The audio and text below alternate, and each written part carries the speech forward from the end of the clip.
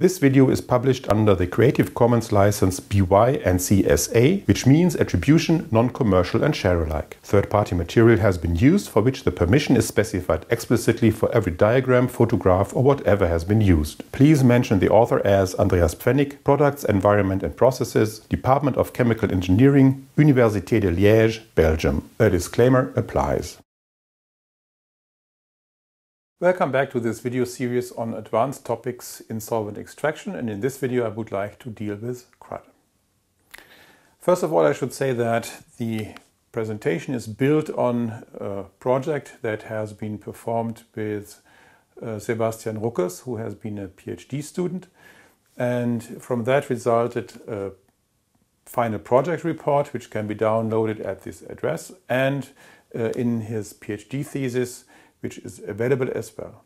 Also, I should say that a quite wide range of literature is available on the topic of crud. One is mentioned down here. Now, for this project, I should say that actually there was a quite large number of companies involved who supported that on the one hand side and who were actually part of an advisory board to that project. That was actually very beneficial because that way we had access to really the extraction experts in big companies who are dealing with extraction on a daily basis. Now, before I go into much detail with that, I would like to show you a little bit what crud is all about, what crud is and how it behaves. Starting point is this picture to the left, where we see that we have more or less apparently a three-phase system. It's an organic phase, an aqueous phase, and some interfacial layer in between. Interphase, it is sometimes called. In this case, indeed, the aqueous phase is the lighter phase as compared to the organic phase, specific system. Actually, the system here, the interphase, looks quite brownish. The crud looks brownish, and we suspected that it was possibly containing some corrosion products. The company from which we obtained that technical crud, so it was really coming from a process, nevertheless told us that cannot be. Everything is stable, so there should no corrosion be possible anywhere, so it cannot be rust or something like that. Nevertheless, we remain skeptical. On the other hand side, there's an example of our pilot plant settler where you see crud being formed as well. In this case, it's a synthetic crud. I will be talking about that in just a moment, where you see that there's a build-up of layer in that settler, and you directly realize that after a certain operation time it will no longer be possible to operate that, because then you will not be able to withdraw the clear upper phase anymore, and that is of course then counterproductive. Now, where does that name crud come from? On the one hand side, people claim that it's coming from this Chalk River undefined deposit. Chalk River is a nuclear fuel plant where actually minerals are processed until you wind up with the final fuel, and that introduces, of course, particles in the system, and so that can indeed be a reason why solids-induced layers like that can be formed. On the other hand side, today people more generalize that corrosion residual unidentified deposit. And you realize, of course, what I'm talking about here is that I'm always mentioning solids. And indeed, you will see later on that solids are one way to stabilize that crud. But all that will be worked out in just during the next slides. Nevertheless, at the beginning of the project, we asked our project partners, this advisory board, well, what do you think? Where does the crud come from? And the answer is, so to speak, collected on this slide. The question was actually, what do you think are the major components in that crud layer? Solids. The phases themselves, surfactants and salts. So that are those things, surfactants, salts and solids, that possibly induce that interfacial layer that builds up over time. And the phases themselves possibly as well. So their properties more or less influencing the behavior.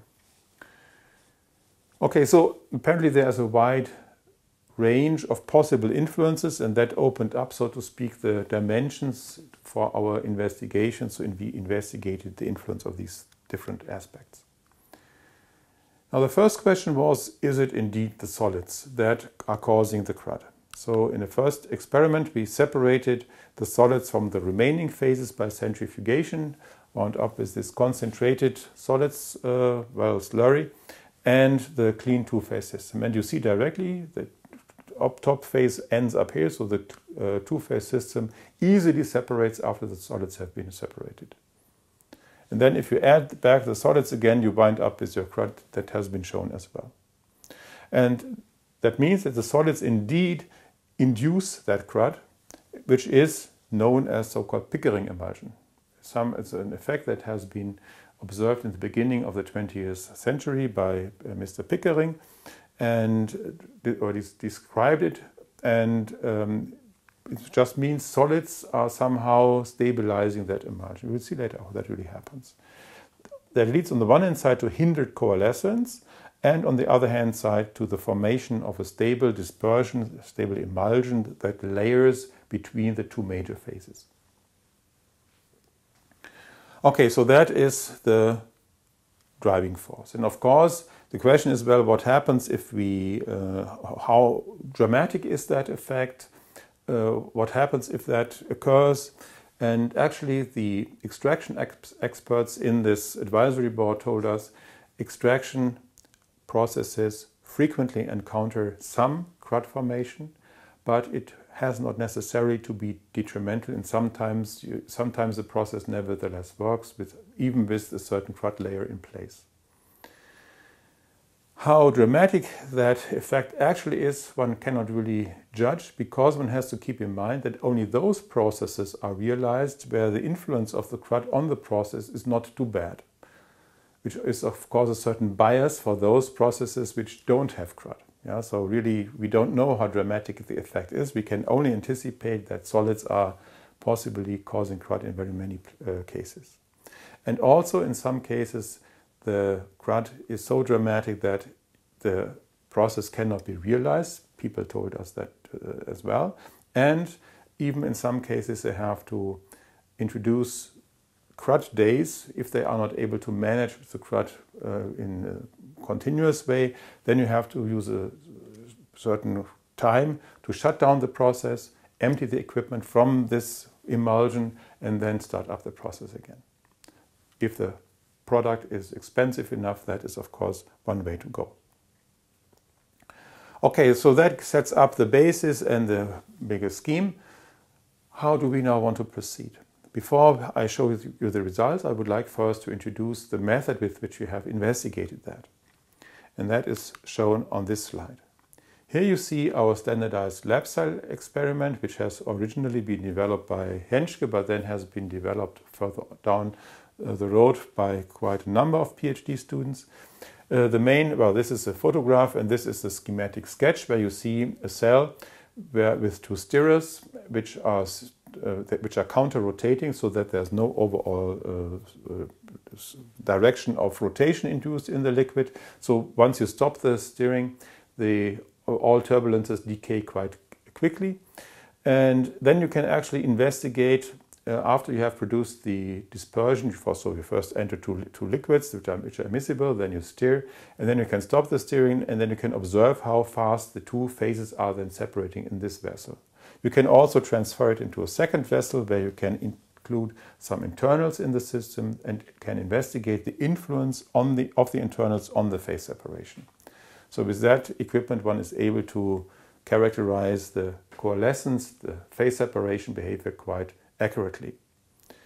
And I should also say that we are able to evaluate the results from that quantitatively and then predict actually settler behavior based on that. So we are able to design the settler based on the results of such a simple settling experiment. At least if the settlers are not too big. For very, very large settlers, there is some overall macroscopic flow that cannot be accounted for by our design methods, but we are involved in a project currently where that is being tackled.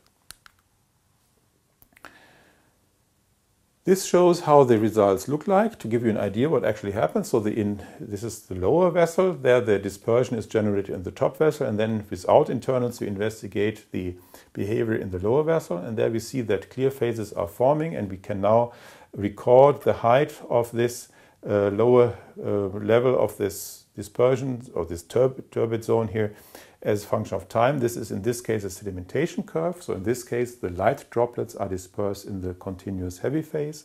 So the droplets are moving upward in the sedimentation zone, but they bump, so to speak, into each other when they hit the coalescence, the major interface. So this is the line of the major interface, which is as a function of time the so-called coalescence curve. And since coalescence is hindered, the droplets bump into each other and build up this closed back dispersion layer, this dispersion band, and actually the majority of the coalescence effects and events occur in this closed back dispersion until finally all drops have been removed and we have two clear phases, and this is the so-called settling time. And that settling time is quite important. One has to say on the other hand side that the sedimentation curve is mainly determined by many other parameters, but also by the drop diameter. So the smaller the drop, the slower the sedimentation curve. So that is characterized by density difference, viscosities, phase ratio, and a particle or droplet diameter. And the coalescence curve, how fast this closed back dispersion is decreasing in height, allows us to fit a coalescence parameter, and these two parameters are then used for the separate design. Now this has been evaluated quantitatively for the technical crud system, and there the solids that had previously been separated have now been added to the two-phase system at varying quantities. So the quantity has been increased from 0 to some 10,000 ppm. And here you realize now how the crud height in this settling experiment, after coalescence has occurred, there's a certain height layer, so to speak, remaining. We will see that in slides later. That is remaining, and that has been evaluated. So that's the crud height in this standardized settling experiment as a function of the mass fraction of the solid particles in the dispersed phase. Two directions of dispersion have been regarded: the aqueous phase being dispersed and the organic phase being dispersed, where actually you are able to influence which phase is being dispersed in this experiment by the phase ratio. There's some intermediate range where you cannot fix it, so there, from experiment to experiment, that may change. Or you may have a bi-continuous or a bi-dispersed system somehow.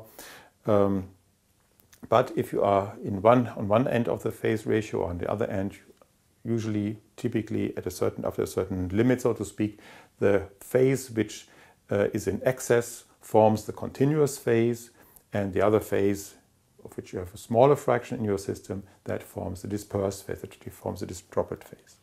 And so by changing the phase ratio, you are able to vary the dispersed phase. In this case, for the blue points, the aqueous phase has been dispersed. For the red points, the organic phase has been dispersed. And you see that as a function of mass fraction in that dispersed phase, apparently, the aqueous phase builds up only a smaller crud layer as compared to that case where the organic phase has been dispersed, which tells us already that there is a certain parameter that apparently influences crud height or crud formation, namely the direction of dispersion. So that is a parameter one may want to change if one wants to avoid crud. So that is one thing that we did with the technical system. So that proves indeed the solid is the cause for the crud formation. The more solid you have in the system, the stronger the crud layer will develop. Then we also analyze the solids with respect to their composition. You find lots of metallic components. They have been detected as oxides, and the weight fraction of these different components is spelled out here. And what you see is apparently, iron, chromium, nickel, so some stainless steel indeed got corroded. So the brownish color was indeed typical rust color. So from that we were even able to determine which type of stainless steel it was that has been corroded. And then afterwards the company looked at that in a little bit more detail. Indeed, they found that one of their previous process steps, there they used an equipment that was not completely stable to corrosion. So that shows solid particles, corrosion product particles, can indeed induce crud formation. We investigated a variety of cruds, technical cruds, and also developed our own artificial crud by adding solids to the two-phase system. I will mention that in just a moment. But based on all that experience, we developed a scheme, a procedure, so to speak, in order to characterize if indeed the solids are the cause for the crud, because in principle there are other options available for crud to form. For example, it could be some polymerization at the interface that takes place or whatever. So other things are possible that can lead to crud formation. In this case, for the solids, we would like to know it is indeed the solids. In order to figure that out, one can perform this scheme. This looks a little bit, well, too many details, so to speak, but the overall flow is, so to speak, in this direction, and we will work our way through that. We start out with our three-phase system, so the two phases and the two clear phases and the crud. You separate that by centrifugation, and you can then also investigate the two phases separately. If the two-phase system, if they are they separate them separately from the solids. So if you then perform a settling experiment with a clean system, which does not contain any solids anymore. If that phase separates easily, that is the first hint that the solids cause the problems with the phase separation. Of course, you can analyze the crud under the microscope to see already, are there solids present, how do they look like. You can possibly determine the particle size from that, or some other properties if you like. You can also use the solids, investigate them in a concentrated way after centrifugation under the microscope to see if that is the same that you had seen before surrounding your droplets. You can also analyze the composition of the solids, and then you can add the solids after you have washed, possibly washed, not necessarily, but dried. You can mix them again with your clean two-phase system and observe the settling behavior of that. And if now addition of the solids back to the clean liquid-liquid system leads to crud formation again, then you are pretty sure that the solids indeed cause the crud. And at this other hand side, you can develop certain insights, so to speak, which are the main driving forces already at this stage by generating a synthetic crud system with your solid particles. So you take the solid particles, possibly wash, but dry them, and then add them to a synthetic system, which is the clean organic aqueous system, for example, so the clean two-phase system that you actually think you have up here, with only the major solvents present, and then you see, do the solids already influence or induce crud in that clean system. That way you get a first idea of how perceptive your system is with respect to the solids and inducing the crud. Okay, so that way you are able to realize if the solids are indeed the crud forming agent. And as I said, in those cases that we investigated, it was more or less always solids that created or induced the crud. Now, since that is apparently a quite frequently encountered crud type, we tried to generate our own crud because we want to have some reproducible results, which means that we should have some reproducible means to create such a crud. So that's a technical system. And then what we actually did, we add small SiO2 particles, aerosol especially, into different two-phase systems. And in almost all cases that created crud with an arbitrary, to an arbitrary degree.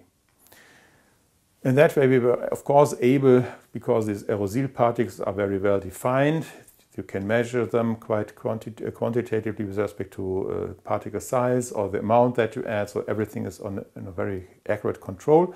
And that way we then had a system that we could investigate the influence of that, how that is influenced by different parameters that we have discussed already before: salts, surfactants, phase, direction, and so on. Okay. Now, of course, I first need to show that indeed crud is being formed. For that, I would like to show a video. And actually, it is a speed up factor of 25, so everything in the beginning is happening quite fast. It's a simple shaken two-phase system shaken in a cylinder, and this is shown here. So and actually the clock is running here, and there we already see this lower level of the crud. This is the crud height. Here, I hope you can see it in the video. It's not too clear because the lower phase, because of the solid particles present, is quite turbid as well. And then we see that after a certain time, that level is not moving anymore, more or less. Now it stops here and doesn't move. So this is the stable crud height. Up here we only see a very, very thin layer of the top phase being formed, and between here and there, that is the crud layer that is formed. These were the very first experiments that were performed to show, in principle, that the aerosol particles are able to stabilize crud in our synthetic systems. Now, of course, that needs to be evaluated in some more detail. This is shown here. And this is now the experiment with solids present, the stirred cell. And here we see the height of these different interfaces that I mentioned in evaluating the video as a function of time. And here we see that actually, well, in blue we see the system without solids, and there we see everything happens in very short times, 10 seconds or something like that, so something of the order of 10 seconds.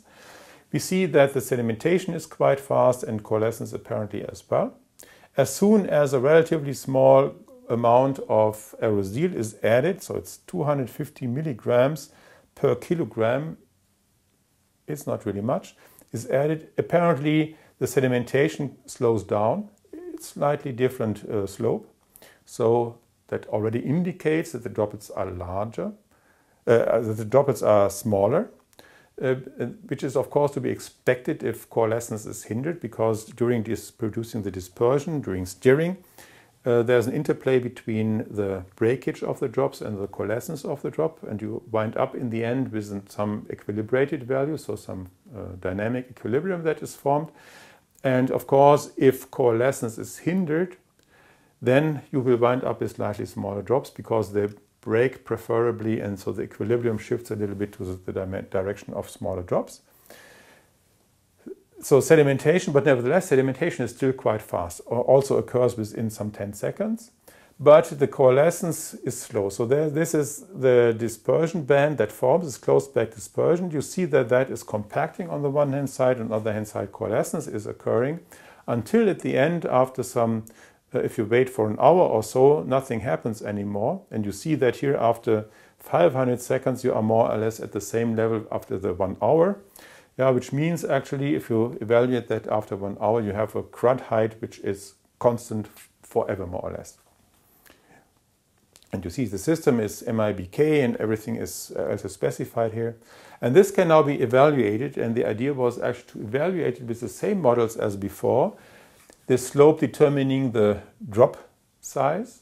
And on the other hand side, we subtracted this height from the layer here, and then you can nevertheless obtain an estimate of a coalescence parameter that characterizes coalescence taking place in that closed pack dispersion, which is of course only a very crude approximation. I will show later how that allows us to predict then the settler behavior, so the real equipment behavior.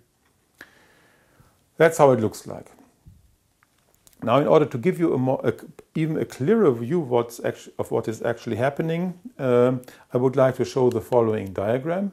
Here, Sebastian Ruckers has prepared a very fine dispersion, shock froze that, and then broke it so that you get a view, so to speak, of this surface where that slab has been broken, or this frozen sample has frozen. And that has then been investigated under the electron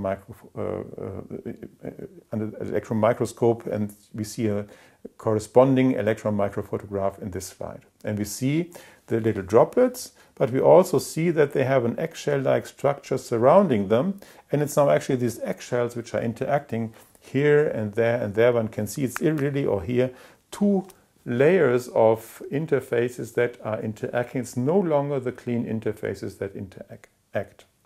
And apparently, after a certain concentration or beyond a certain concentration of solids in the system, the interfaces will look like that. Now actually we wanted to also describe that and understand the details a little bit, and for that we came up with a more detailed model which takes the different interactions into account, and even if you don't want to model that, it helps possibly to understand what's going on. So we have the three phases that are typically interacting if two drops coalesce. It's a drop, and the continuous phase in between, so the close vicinity, somewhere where the drops are approaching. At the closest distance, so to speak, it may be looking like that with some thin continuous film between the two drops here and there. And now there are the particles sticking to the interface. And you observe that while usually it would be the interface of the clean phase droplets would be interacting, now it's actually that the particle interface is interacting with the clean interface, and even worse, two particle interfaces are interacting. And now you can argue which effect is, of course, leading to the problems, and apparently it is more or less the particle-particle distance, because if you evaluate that with the real dimensions, these interactions actually occur only at very, very narrow distances. They can be described, for example, with the DLVO theory, which combines on the one hand side van der Waals attraction with electrostatic repulsion. So one can describe that in principle, and there actually the length at which the forces are acting, that are only some nanometers. Whereas these typical dimensions here, where their interactions really occur, well, for the drop-drop, that has to be the same, so where the system decides, so to speak, if coalescence occurs. But the particles now have a dimension of some 100 nanometers, which are larger than the distance where the drop-drop interaction would, so to speak, dominate and lead to coalescence. So actually now these things are interacting, and they are interacting before, so to speak, the forces for the drop-drop interaction before they are becoming dominant. So that is really for the approach of the two interfaces. These are the first things that get into contact, and since the particles are still quite large, the distance here is much shorter, and that is actually then determining what's going on. And since apparently these particles are typically carrying charges, that leads to repulsion, and then leads to, of course, a hindrance of the separation, phase separation. Of course, this is a general overview. In principle, one has, of course, very different particles, and I will mention also later on, explain that you find sometimes that there are the particles being formed during the dispersion, because there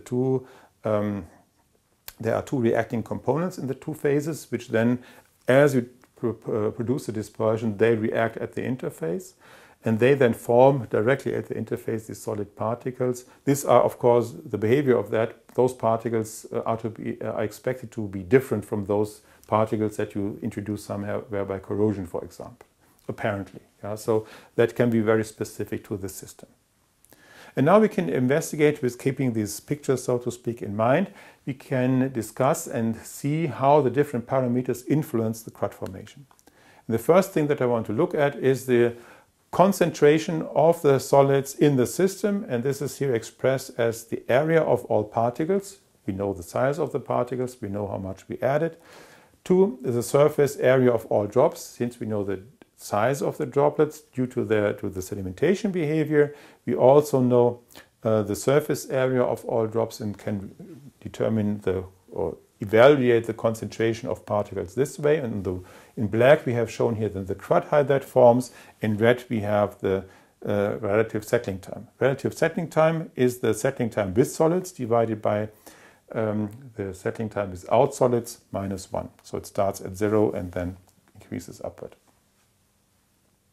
0 means behavior is more or less like in the clean system, and then it increases apparently.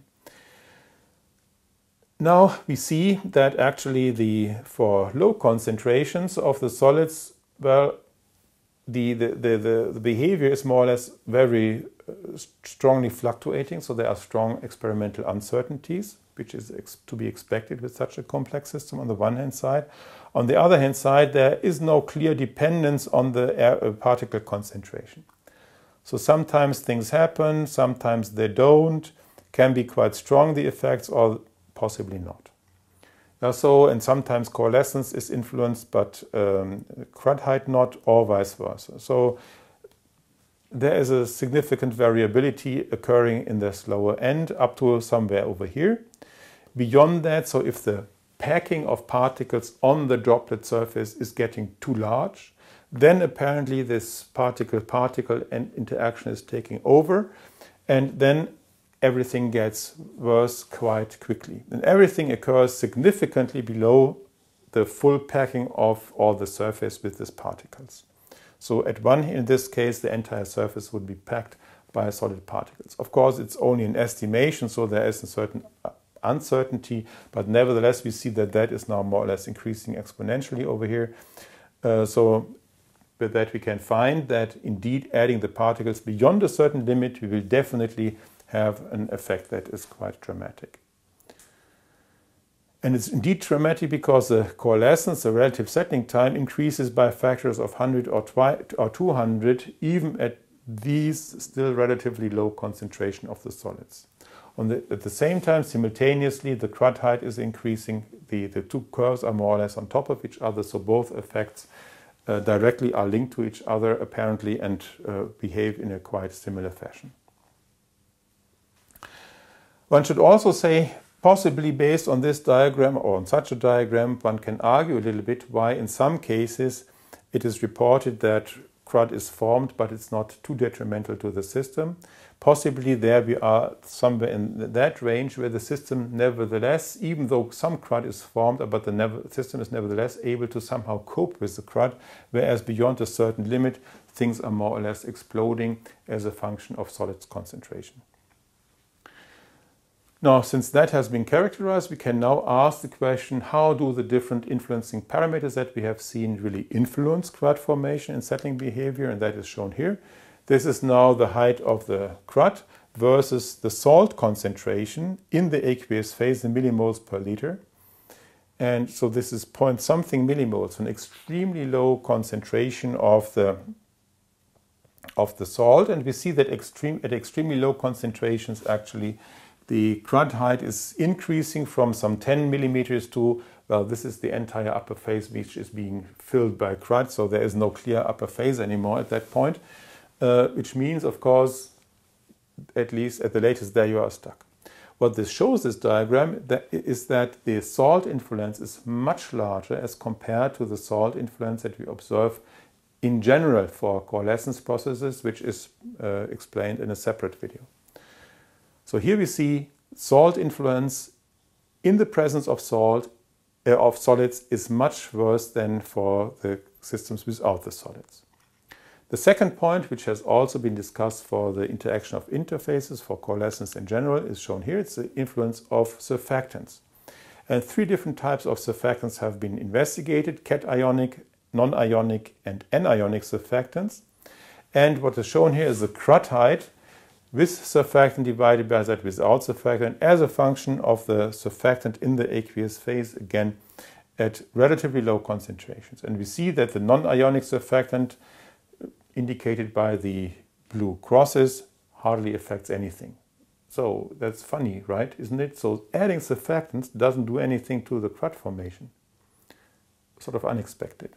If you add, in this case, a cationic surfactant, then actually the stability of the crud formation of the crud increases. If you add the anionic surfactant, then the stability decreases, and at this last point you hardly observe any crud anymore. So adding an ionic surfactant can hinder crud formation. It's a quite important statement. So also here we see, like for the general coalescence behavior with respect to interfaces and how their properties are influenced by different things, ionic components and surfactants. Also here we see that the same influences occur, and at least for the salts we see that the influence is much stronger as compared to that on a non-solids containing system. This shows now the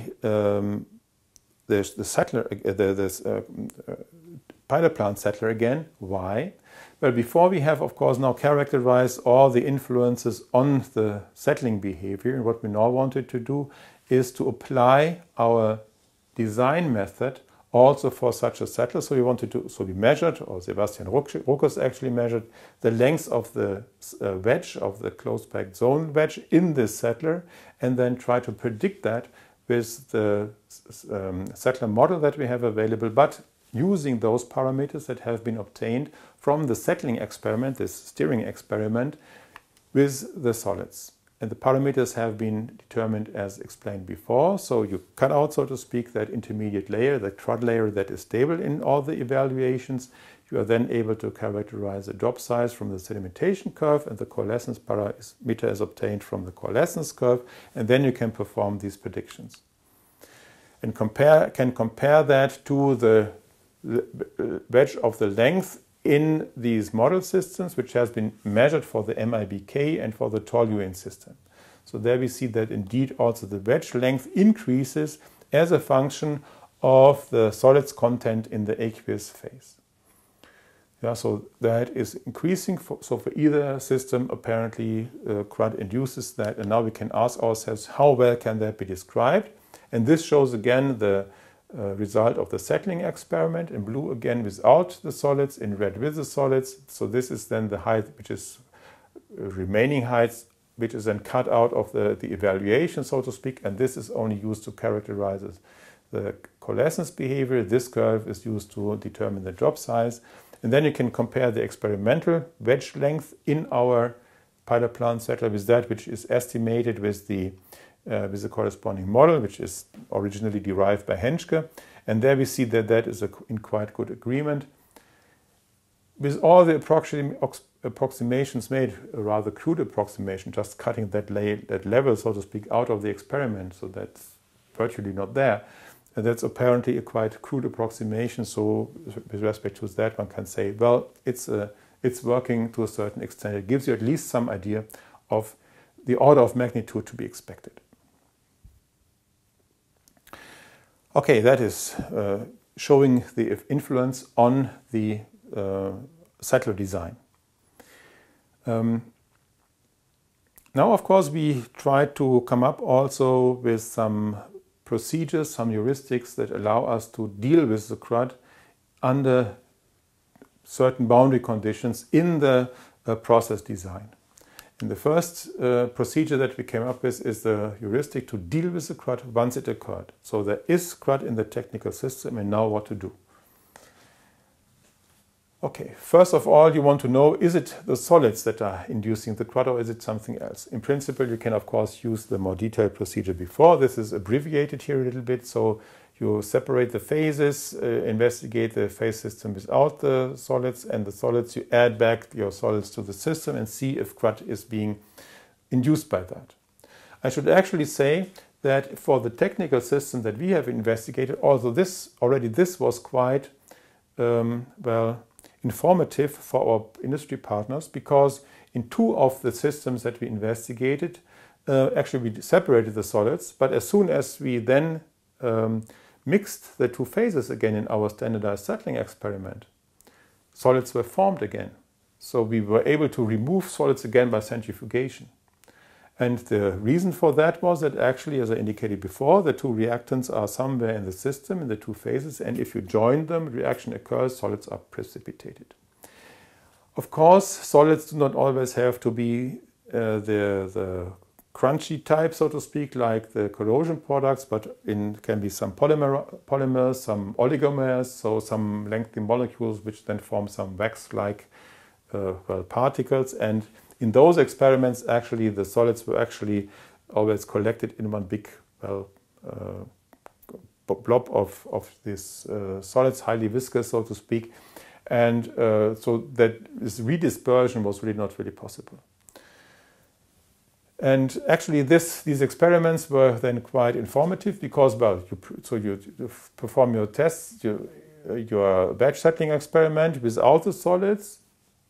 It forms solids again, so you run through the same procedure again, remove the solids, solids form again, and so you run through that. And if you do that quantitatively, so you should be doing it quantitatively, it was realized that actually the amount of solids being produced decreased from step to step, exponentially more or less if you plotted that, which means that apparently the reactants are being removed from this batch experiment, so to speak, and then you would expect such a behavior.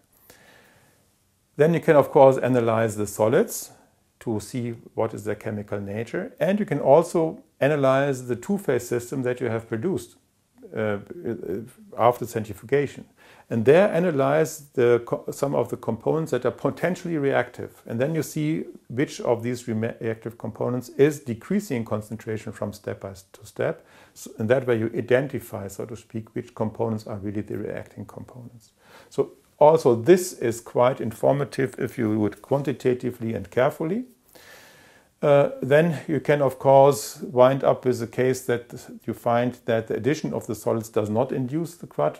Then, of course, you realize solids are not the cause of the crud. Then you have to look somewhere else for the crud forming, where that is coming from. If the solids are the crud, then, of course, you can perform the batch settling experiments, these standardized settling experiments that I've shown before, and investigate which methods are able to influence that in a positive way. Adding salts or varying salt concentration, varying surfactants, flocculants, whatever. Changing the direction of dispersion, whatever. So you can investigate that in a small experiment and then come up with ideas, possibly not with a proved method, possibly not with a direct solution, but with some solution ideas on how to avoid the crud in that case. Okay, so that is one way to deal with the crud. The other one is that sometimes you start out with a new process and you want to design it, and there are some separation or extraction step in between, and then you want to know, is there the danger of crud being formed? And then you need to characterize the crud forming tendency. Well, how to do that? Of course, you can add typical components to the crud that you will more or less always find in the systems. Depends, of course, on the special context. Corrosion products, some iron oxide, or some could also be, if you have some minerals processing, that you also want to add some SiO2 particles, very fine SiO2 particles to the system. And that way you are then able to realize, does the addition of such particles influence the phase separation dramatically? Is crud formed at low concentrations, or do I need significantly higher concentration to produce such crud? That gives you a first idea of how badly the system is performing. So if there's no crud forming tendency, then of course you start out, do your pilot plant experiments presumably, and if you are then no crud is formed even then, even not in the technical system, no problem at all, you're done, you don't have to think about that any further. But as I said, that is an extremely rare case. Then you can go ahead and if there's a crud tendency, or if the crud has been observed in the pilot plant or technical process, the question has to be answered, are the solids the reason for the crud? For that I can refer to the previous procedures. If it is yes, then the question is the crud to be avoided? If yes, then you can use the measures to avoid crud based on the picture that has been developed, that I presented here to a certain degree. If you don't need to avoid the crud, then you can use measures to deal with the crud. If the solids are not the reason, then can the crud be avoided nevertheless? And there you can, on the one hand side, if it is to be avoided, you have to search for other crud causes to get some idea how to deal with that, to avoid the crud. If you only need to deal with the crud, then of course here it is produced, here you try to avoid it. And in that case, so to speak, you can of course try the same measures to avoid the crud, even if the solids are not the cause for the crud. Now, what are these measures that are mentioned here? Measures to avoid the crud or measures to deal with the crud. That is shown here in this table, is based on, again, a questionnaire to our industry partners. And, well, the different measures are shown here. And then the measures were evaluated by our industry partners. 1 is the best grade, so it works perfectly fine. 5, it's not effective at all. And of course in between, so it's more or less a German grading system. And then you see some things, I hope one can see it on the video afterwards, in green, these two, and that. which are methods to avoid the crud. So you avoid the production of the crud and invite these two, and that are measures to treat the crud once it occurred. And now we can go through the different options, but before that we can possibly look at the evaluations. We see that the best evaluation was always quite good, never perfect, but some people apparently applied these things and they worked because they were asked to evaluate that based on their experience, their real experience with processes. And somebody had tested some of these measures and they all failed, so to speak, or each of them has failed completely at least once. Only the first one was apparently one way to deal with that. On the other hand side, one sees the average evaluation, average over all the experts. The variation to a large degree is not so dramatic. There are some which are not so good, but they are presumably not so good because the measures are a little bit tricky and you avoid adding components anyway to a process, to a running process. So because of that, they presumably got that bad grade. Well, the evaluation is more or less somewhere in the intermediate range. The most important one is change the direction of dispersion. I mentioned that already. We see that also in our experiments. The direction of dispersion is quite important to avoid the crud. Often it avoids it completely, or it can avoid it completely, but it can also be that it also is only a little bit better. Depends on the system very strongly. We have seen there are so many influencing parameters, and of course they are all interacting among each other. Then change the pH. Actually, one should generalize that. That is actually change the ionic composition, and acid and base are also just adding the ionic composition. And the salt effect is quite dramatic.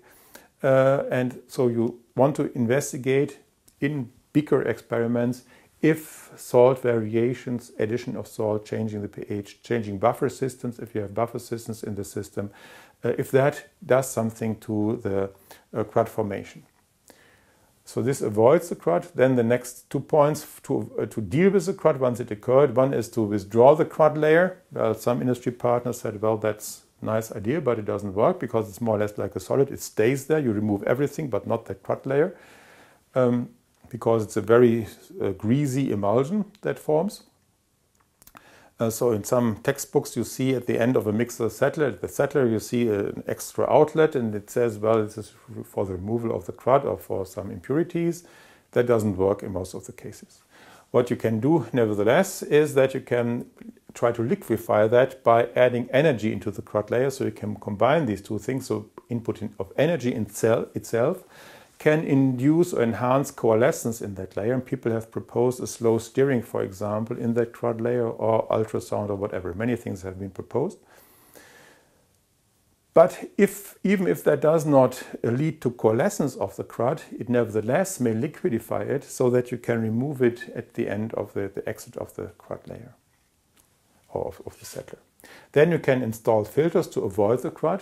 Actually, it has been reported that that is not totally effective. It leads to some improvement, but apparently the small particles that remain in the system, they still stick to the interfaces, and if you evaluate the partition coefficient of the particles towards the interface, you realize that the range for wetting behavior, because of course it's always a three-phase contact, solid, liquid, liquid, between the particle and the two liquids, if they stick to the interface. So the wetting angle is important for that. It's also discussed for the Thickening emulsions, of course, for theoretical considerations for that. As the particles get smaller, the effect is more pronounced for a wider range of wetting angles. And that means that actually the smaller the particles that are in the system, the more prone they are going to go to the interface and to stick there. And that means even if you remove the big ones, they possibly didn't create the problem in the first place. Then apparently in real technical settlers, these small droplets, they somehow find their particles that are moving around, and so that the fine droplets together with the small particles, they have of course the buoyancy, gravitation and buoyancy force are such that they are moving towards the major interface, and then they get stuck at that interface. So installing a filter may work, but it may also be only a certain delay that you induce. You can change the temperature because all these adsorption things and interaction things are energetic effects, energetic interactions, which means that, of course, the Boltzmann factor contains the temperature, so all these energy effects are scaled with the temperature. So temperature can change the effect quite significantly. Then you can try to separate liquid and solid simultaneously in a three-phase centrifuge, possible as well, but you see already, well, people are not very fond of that option. And you can use additives, I mentioned that already. Possibly that also got that bad grade because people thought that adding something to a process is not so good. But sometimes it's fully sufficient to play around with the concentration that you have in your system anyway. Buffers, yeah, what is the concentration? Do you use phosphate or do you use, yeah, well, you can on the one hand side change the type of the buffer in principle. You can also change the interplay, so to speak, between the counter ions, sodium and potassium, how you mix that. And there you can get some optimization as well, because the overall ionic composition determines the electrostatic potential differences, which then enter into the DLVO theory, which I mentioned before. For the interactions of interfaces, have a look at the corresponding video on the interaction of interfaces. Okay, so there we get a certain idea that some options are possible, but sometimes it doesn't work out, and then you have indeed to come up with the so-called crud day. That is, the process runs a certain while, and then after a week or 2 weeks or a month or so, you shut down the equipment, empty the crud, and then you start up the process again. So far, so good. In the last slides, I would like to show you that crud can have quite different appearance, and that there are possibly also other causes for crud. On the one hand side, this is a technical crud that has been, so solid particles of a technical crud have been added to a clean system, and there you see that some fancy structures are being formed, and they are formed also because there are apparently some bubbles occurring. And that's also something that occurs in extraction, of course. It confuses the flow, or in phase separation in principle, that actually, since it's typically the last step after a sequence of other steps, so there the pressure is lowest. In some equipment you actually have, so to speak, that the hydrostatic pressure is decreasing towards the end, so to speak, and then of course you release the gas. And that of course confuses things even further, such that quite thick layers of crud are being formed, which are then of course detrimental to your process. On the other hand side, some particles look like that, or some actually droplets under the microscope look like that. So you have a look at droplet interfaces, and you see that looks like a crumbled transparent film, which is of course strange. It can be that it's a thin layer of these very fine particles, which would be transparent anyway because the particles are so small, which are then crumbled here. It can also be, as I said before, that there are reactants in both phases, and as you contact the phases, there will be a polymer film be formed, and then of course you have some greasy or whatever film at the interface, half solid. Yeah, first there are oligomers, they are growing further until they are really polymerizing, and so you can have then such films as well at the interface, and they are detrimental to the process, of course, as well. So that would not really be regarded as solids, but as some other effect that occurs at the interface, forming such, what would also lead, of course, to crud formation. With that, I would like to sum up the points that I've mentioned. On the one hand side, solids are able to stabilize the crud, which can be, in that case, be regarded as a Pickering emulsion. Crud generally increases roughly proportional to the solids content in the system. Surfactants and salts act strongly on crud formation, even stronger as compared to the systems without the solids. Cycle length increases with the solids content, as is to be expected. Phase ratio, particle size, surfactants and salts need to be controlled and possibly varied to avoid the crud. Yeah, so if you want to at least control it or even avoid it, you need to be aware that these parameters are important parameters affecting the crud formation. Settling experiments give a hint at the settler design and possibly not necessarily on the design, but they already allow you to, so these steering experiments allow you to investigate the effect of the different parameters on the settling behavior and on the crud formation in a very specific and very reliable way. And then I presented the various heuristics or procedures, so to speak, to deal with the crud, to detect if the solids are the crud and so on. But nevertheless, crud remains a big challenge, of course, because, as you guess from the things that I've told you, that there are so many influencing parameters, so it's very specific for each individual system. On the other hand side, crud is omnipresent, and sometimes it's good crud, it doesn't hurt your system at all, and sometimes it's bad crud, then it builds up over time quite quickly, and then it's lost. Then, well, you are lost. Settler, I mentioned that, I guess, already. One big difference between the settling experiment, the steering experiment, and the technical settler is, of course, that in the settling experiment, as well as in our pilot plant settler, where we recirculate both phases, the amount of solid is fixed. It builds up, so it forms the build-up of a closed-packed layer, which is a little bit extended, so it increases that, but that is stabilized after some time because there's some dynamic equilibrium. In a technical settler situation is different. There's an inflow of particles continuously, because typically it's usually operated in a continuous mode, and that means that there's a continuous build-up of the crud layer.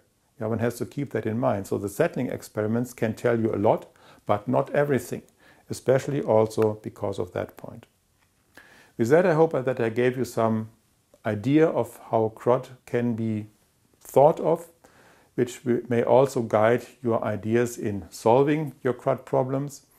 And with that, I would like to say thank you, and I hope to see you again in the next video.